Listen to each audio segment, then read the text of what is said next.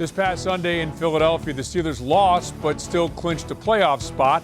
They could lose on Saturday in Baltimore and still control their own path to an AFC North title, but they would prefer another option, that is to beat the Ravens for a fifth consecutive time and win the AFC North title on the Ravens' home field. Alongside Dale Lolley and Matt Williamson, I'm Rob King. We thank you very much for joining us for the matchup presented by Shell Polymers. Of course, you listen to the guys on the drive, and hey, man, it's Steelers-Ravens, huh? Don't have to say a whole lot about that, but of course we will because that's why we're here. Yeah, so otherwise we wouldn't get paid. But what a fun matchup. And we've seen this game always be big over the years, but these late season matchups with the AFC North title on the line from the Steelers' perspective and a chance for it from the Ravens' perspective, hard to beat. No question. I mean, 3 big games in 11 days, holidays right around the corner, Hard Knocks is walking around. I mean, the division's on the line. What's better, you know? Yeah. That's what we're here for. And familiarity, they say, breeds contempt. It certainly breeds familiarity. We'll at least say that. Familiarity breeds familiarity. Curly Lambeau and George Halas are the only two coaches to meet more frequently than Mike Tomlin and John Harbaugh over the years. And when you look at the series total, the amount of wins, okay, that's in favor of Mike Tomlin, 21-15. But Dale, look at the point difference, the yardage difference, everything. Look at the time of possession, 5 seconds.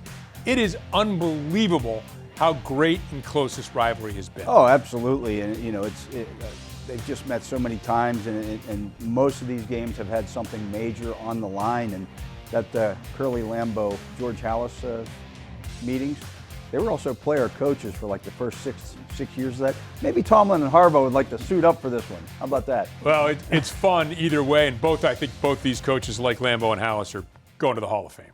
Oh, I think without question. That's an easy one. Speaking of which, how many Hall of Famers have participated in this game, and tremendous football players, physical, nasty. I mean, we know the style of play, no matter what. So much on the line for this one. Let's get to our key matchups in this game. I'm going to begin by having more early down success than the team had against Philadelphia. 3rd and 7, 3rd and 8, 3rd and 10, 3rd and 18, 3rd and 18. Well, the best way to avoid long third downs is to do better on 1st and 2nd down. So to me, guys, getting in more manageable third down situations is going to be a huge key against this Ravens defense. Yeah, you can't allow yourself to get into those situations against the Ravens, because then they'll kind of bring everybody up to the line of scrimmage, and then you got to kind of guess who's coming and who's dropping out, and they've gotten really good at that. That's what they've done over the years, and this is a much different Ravens defense than we saw even a month ago when they came to Pittsburgh. They've kind of cleaned some things up of late and have gotten better. So you don't want to get into those situations, certainly not in Baltimore where the crowd can affect things. And even in that first game, one thing that has carried over, they're terrific against the run. Yes. And we know the Steelers like to run early, Matt, but maybe in this game that's going to be difficult. I mean, they're the number 1 team in the league against the run. Absolutely. And you mentioned early downs. I think that's a huge key. I mean, if you really nerd out, turnovers are the most indicative stat in wins of losses, but early down success rate's next. And the fact is, if you get to 3rd down too often, you're lucky to hit 500 on 3rd downs in this league. That leads the league, and that's when you get the exotic blitz packages, and the defense has you where you want them. You got to stay out of 3rd down. Yeah, as I've heard you say many times, it's okay to get a first down on 1st down or on Sure, 2nd down. right. Yes, that's allowed pretty too, well. right? Yeah. Okay, so Dale, let's get to your key. And look, Dean Pease has came in the middle of the season, I think before that Steelers matchup, and has kind of restructured things a little bit. The defense was really struggling. One of the things he's done is primarily put Kyle Hamilton back deep, but he will still move around, and identifying him and where he's going to be is a key, you think? Yeah, and he's not hard to identify since he's a 6'4" safety. But they did it in the Steeler game because he was nursing a little bit of an ankle injury coming into that game, and they put him back at free safety because that had been a major problem for them heading into that game. They've been giving up too many deep passes. And so moving Hamilton back there kind of took some of that away, but they'll still bring him down into the box. And he's probably their best defensive player, not named Roquan Smith. I think he's really good and can do a lot of different things. But when you put him back there, you got to throw over the top of that. He's just a different style of safety because of that size. And the other key to that is their other safeties are Darius Washington. He's the exact opposite. He's 5'8" and 177 pounds. So if you can figure out which one of those guys is the deep guy and which one's in the box, and attack when Ardarius Washington is either in the box or deep. I think that's a big key to this game. You know, I would also say I'm not sure I'd even put the qualifier on Roquan Smith. I mean, Kyle Hamilton's a great He's a player. great player. Oh, yeah. I think you could have a legitimate argument as to who's their best defender. Yeah, and Matabuke's in that conversation Right, as well, sure. but I think Hamilton's probably the most unique safety in the league. You mentioned the size, but the versatility. He said he spent a lot of time in the box. He could be a slot defender. He can play man on tight ends. But they have simplified things. You know, they've come to answers with their second linebacker. Dale mentioned the safety situation. The slot thing, Humphrey in the slot's a little bit more firmed up now than it was. So you got to remember this defensive staff. In the offseason, their defensive coordinator became the head coach of Seattle, and two of their top assistants became defensive coordinators around the league. So a guy like Dean Pease is kind of, firm things up a little bit. Okay, so let's get to your key because it's very interesting. It kind of dovetails with everything we've been talking about here, and that is to hit some deep balls. And hopefully George Pickens is going to be able to play in this game. Russell Wilson has been tremendous at throwing the deep ball. Nobody's got more long yardage receptions than George Pickens in the NFL. And if you just looked at the numbers, you'd think, okay, well, this is a defense you can exploit long. But as Dale mentioned, they've really tightened that up over the last several weeks. 100%. I mean, when we did this show leading up to Ravens-Steelers Part 1, it was, wow, this is the worst defense in the league at allowing long balls, a lot of miscommunication errors, some personnel stuff they didn't have worked out yet. But basically, since then, they've been one of the best. So is it still a weakness? They also haven't played Pickens and Wilson. They played the Giants last week, and some of the offenses they've faced aren't great deep ball, deep passing attacks. Pickens and Wilson are right. They certainly are. Well, this is an intriguing matchup, Dale, I think, because the Steelers want to run the ball. The Ravens have a very good run defense. The Steelers want to throw the ball deep if Pickens is in there. They've got a nice group of cornerbacks, including first-rounder Nate Wiggins, to challenge that ability to throw deep. Kyle Hamilton maybe moving back a little more. Yeah, Brendan Stevens is the guy you want to go after in that secondary. He's the guy, he's been highly penalized.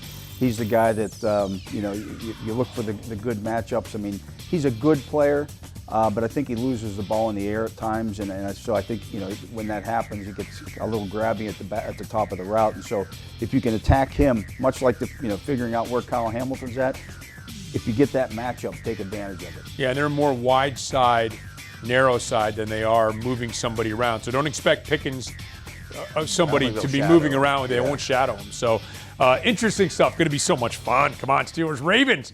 It's time for Yin's Chat, and we've got a great prize for you coming up this week.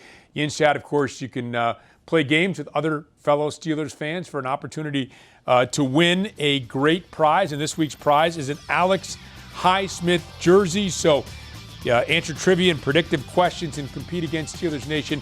And that is the prize this week, a signed Alex Highsmith jersey. You have new chances at win prizes and a chance at a VIP trip to the 2025 draft in Green Bay as well. Up next, the Steelers defense against the Ravens' potent offense when the matchup presented by Shell Polymers resumes.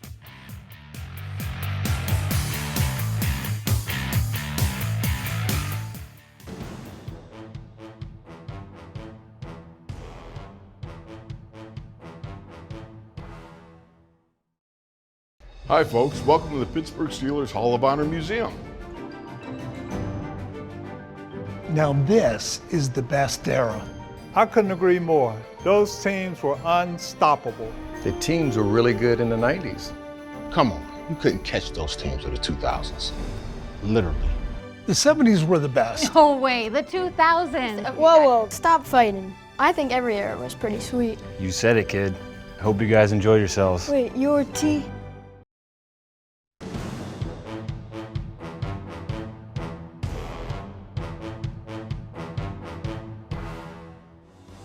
Well, the Baltimore Ravens offense has been a marvel this year, laying waste to pretty much everybody they've faced except the Pittsburgh Steelers back in Week 11. We welcome you back to the matchup presented by Shell Polymers and, of course, Dale Lolley, Matt Williamson. You know him, you love him from The Drive. They are here, and Matt, for some reason, when the Steelers have played Lamar Jackson in this Ravens offense, they've done a great job against him. They seem to have their number. They're looking at him for some table to knock on. And Week 11 was another example of this. Look what they've done in every other game. The Steelers holding them to pretty much half their point total, and Lamar Jackson to almost half of his passer rating as well. Yeah, and he was the MVP of the league last year. He's better this year. He's a better passer. His numbers are better. The offense is more explosive. He's more in tune with that system that was new last year.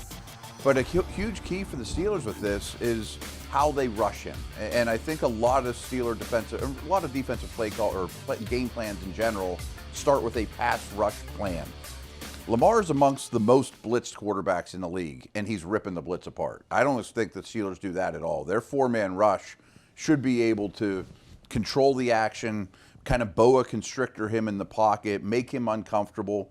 But he's better from the pocket than ever, and that takes unselfish football players. So that's your key. Pressure Lamar. And the thing is, if you get that pressure, as Matt said, he's handling the blitz really well this year. He's actually completing a higher percentage of passes against the blitz than when he's not blitzed. But when he's pressured, his completion percentage drops under 50% for the season. So you got to get there with 4, but you got to kind of, as Matt said, you can't allow him escape lanes because we know how dangerous he is, as a runner. So you got to get that immediate pressure. And I think that's a big key with T.J. Watt. Watt has 8.5 sacks on Lamar Jackson in 5 career games. That's the most he's been sacked by anybody who's played him in his career. So, and again, that's in 5 games. So he's averaging more than a sack per game against Lamar Jackson. And this, where we're watching here with this video, this is where Matt can be so dangerous when he gets out of the pocket. There's nobody in the NFL better at getting out of the pocket and making plays on the run than Lamar. So you want to keep him hemmed in, and you want to have pressure on him, but you can't let him escape.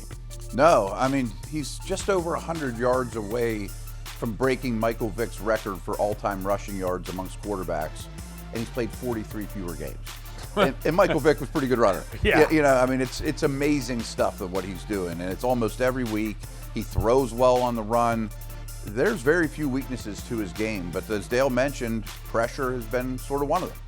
Okay, so let's assume that he's got a little bit of time to throw on occasion. He's going to have a little time to throw on occasion. Yeah. Let's get to your key, and that is Minkah Fitzpatrick against Mark Andrews. At the beginning of the year, Isaiah Likely was a great story, and he's still a very good and very dangerous receiver.